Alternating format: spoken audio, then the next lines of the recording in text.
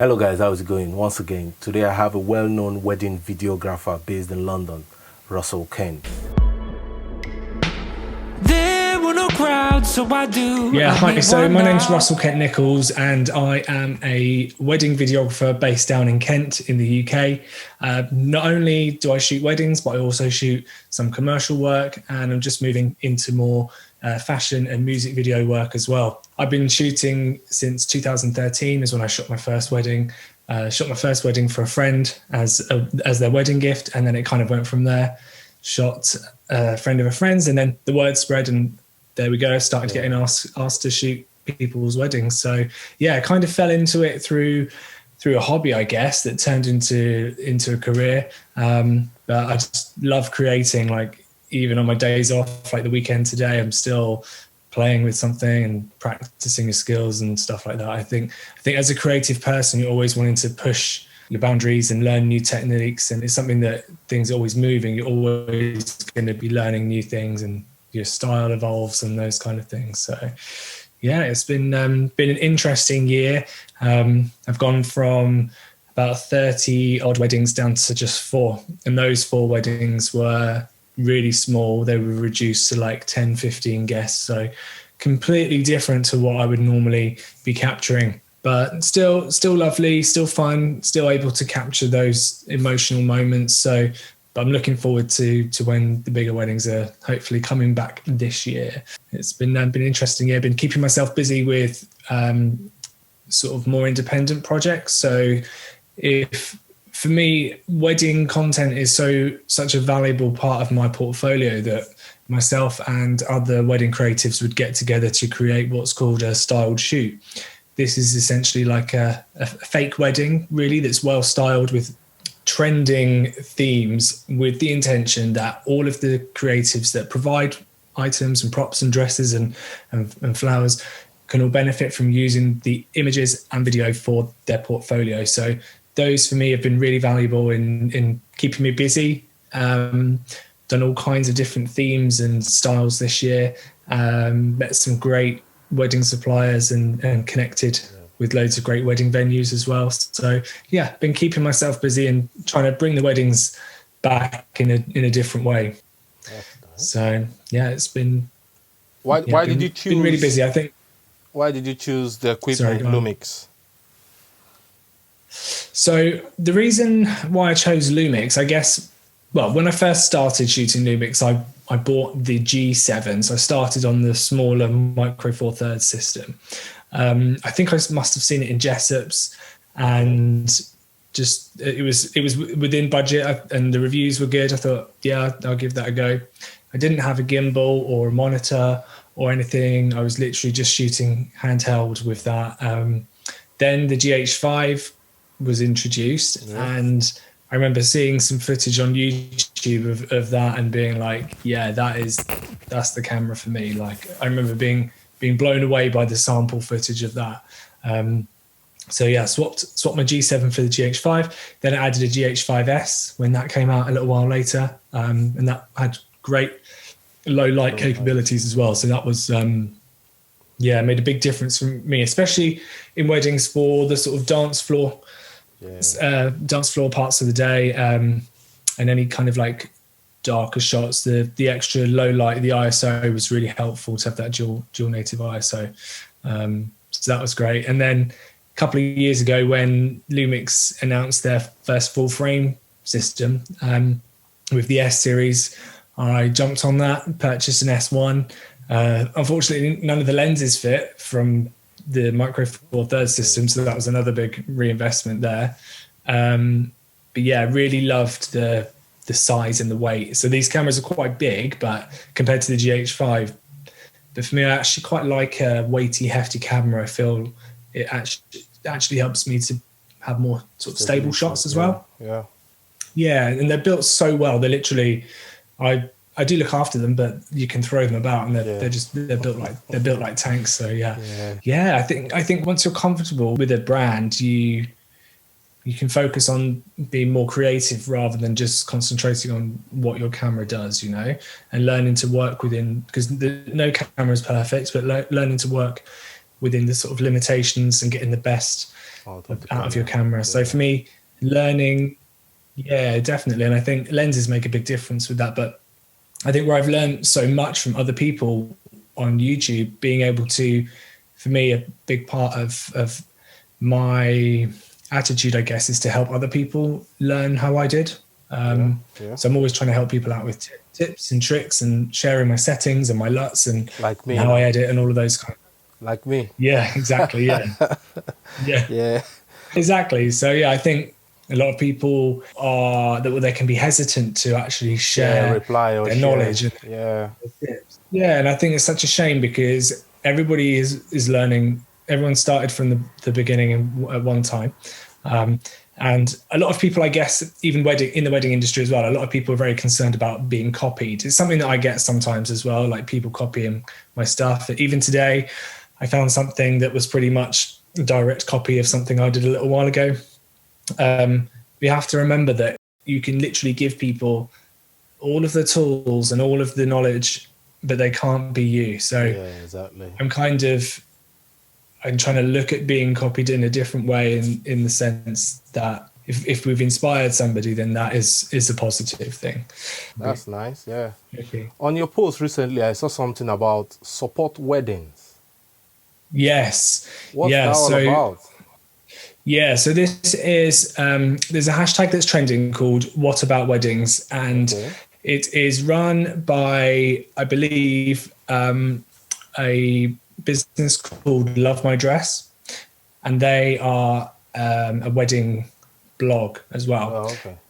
The people that work within that organization are campaigning as hard as they can to try and get the wedding industry back up and running. Okay, that's cool. Yeah, so I think at the moment, a lot of people feel that weddings is one of those industries that's kind of been put by the wayside. Not forgetting that this industry, the wedding industry, is such a huge industry with lots of different types of businesses that provide some incredible services.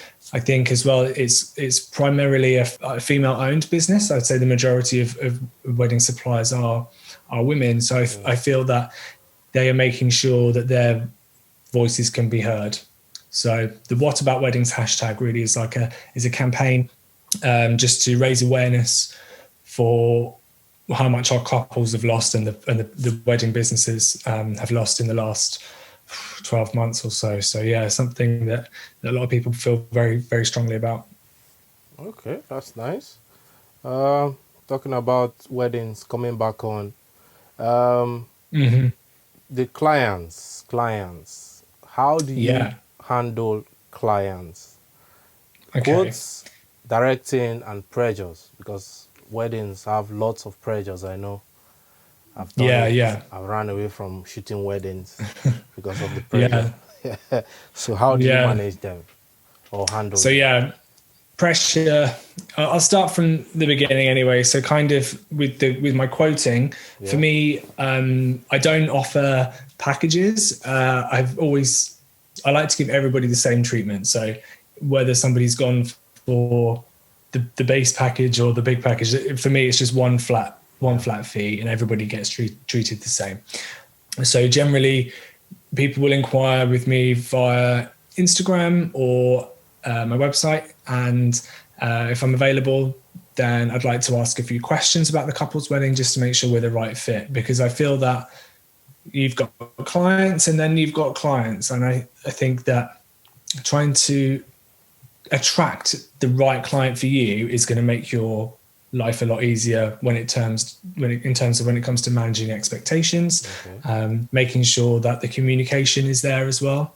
So I feel like as a wedding supplier, what a lot of clients don't realize is that not only do they pick us, but we also pick them, in the sense that we want to make sure that our services and our personality matches the client as well and their expectations. And then in terms of actually on the wedding day with pressures, that is, that's one of the negatives of weddings, in terms of you've got that pressure on yourself to capture a live event once in a lifetime and making sure that you don't forget anything, nothing goes wrong. So there's a lot of preparation that I do beforehand. So I always make sure that I charge everything 2 days beforehand, so I know that everything is fully charged and pack my kit away. Before the wedding, I like to check with the couple, maybe have a call or a video chat, just to go through anything that they have planned that is a little bit out of the ordinary. So whether they might have letters to be reading to each other or gifts, being in the right place at the right time is the most important part of capturing those naturally. If the bride has got a gift from her husband to be, you don't want to be out of the room when she's receiving that, because it's not quite the same when they reenact it. So yeah, then obviously there's the ring exchange and the first kiss, and then confetti shots, all of those kind of key moments. So they do take a lot of practice, and learning your technique of how you're going to capture those is something that just comes again with the more weddings that you do. I think also one of the key factors to making sure that you get the best results is being in communication with the photographer. So a lot of the time I'm working with the photographer that I've worked with before, and we kind of know each other's style and how we work. Every now and then I'll be turning up at a wedding and working with a new photographer that I haven't worked with before. So there's lots of things that you can do to make sure that you don't kind of get in each other's way and ruin each other's shots. And communication is key, really, because sometimes when a couple are coming down the aisle after they've just got married, some photographers would like to kind of stand still, whereas I like to keep moving as well. So making sure you don't clash really in those moments is key. Same with the confetti, because it's not something that you want to be doing over and over. So yeah, just communication is definitely key when communicating with clients and other suppliers too. Weddings, oh my God. Yeah. Okay, any advice? It can be stressful. Yeah, it is. Yeah. I've turned down a lot because of all this. Nah, I can't. Yeah, that's it. I think if you're starting out as a wedding videographer or photographer, and you do, you could have a bad experience if you're not prepared or something goes wrong, like your gear fails or you miss a moment, and that is enough to put anybody off. I think I remember 2019. I think I did just under 30 weddings. Out of those, I had one couple that weren't quite. I guess we weren't on the same page in terms of their expectations. So, and I remember when they brought something up about their video with me, I was quite taken back by it, and I did think about it a lot. I did take it very personally. So that pressure that you have to make your couple happy is intense. But yeah, I think as anybody that's looking to get into weddings, definitely my advice would be to offer your services for free to people who maybe weren't thinking of having a videographer, that have maybe just got a photographer. Then there's less pressure on you to get it perfect. If you're going to offer it to a friend of a friend and you said you're going to do it for free for them, then there's less likely that they're going to complain that if you miss something. So do a couple of them for free, just to get your style, get the bearings, understand the runnings of the day. And definitely in terms of portfolio, nominating yourself or being part of a styled shoot as the videographer is a really great way of being in a slower paced environment, able to capture things like details of flowers and all of the pretty bits. Generally, the couple are paid models as well for the publication. So yeah, that way you're going to be able to get some really nice stuff for your Instagram or Facebook, and that can help you then channel the right client that you're aiming for. So obtaining your ideal client, you have to think of your ideal venues as well. And generally, if you can make a good impression on the venues that you're working with, then they will maybe be more likely to recommend you to couples there. So, for example, I'm a recommended supplier at a few wedding venues, and the inquiries that I get through from there are very regular. So once you're a recommended supplier with a venue, then it's kind of a good word in with the couple from there, especially if they haven't got a great deal of other videographers on their books. Okay, oh, that's nice. So Yeah, just practice makes perfect, really. And just if you being self-employed and being a forward-facing brand as a self-employed person, you've just got to eat, sleep, and breathe your business. Like, tell everybody about it. Just practice every day.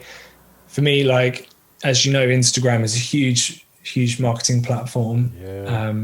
Because it's free. So I spend a lot of time doing Instagram stories about not only wedding related content, but behind the scenes of other shoots and my personal life as well, because I think it's really nice for prospective couples to kind of see a behind the scenes of what you're up to. And just don't take myself too seriously on there. I'm always trying to have a laugh and being lighthearted. Because I think that having a good sense of humor is that's good. People can vibe from that. That's all right. Nothing much. It's good. It was good to have you on. Hopefully we see in person after this COVID stuff and works together. Yeah. Absolutely. Yeah. Yeah. It'd be great to work together. And you can teach me a few things about music videos. Yeah. Hopefully soon, sometime this year. Yeah. Cheers then. Bye. Bye.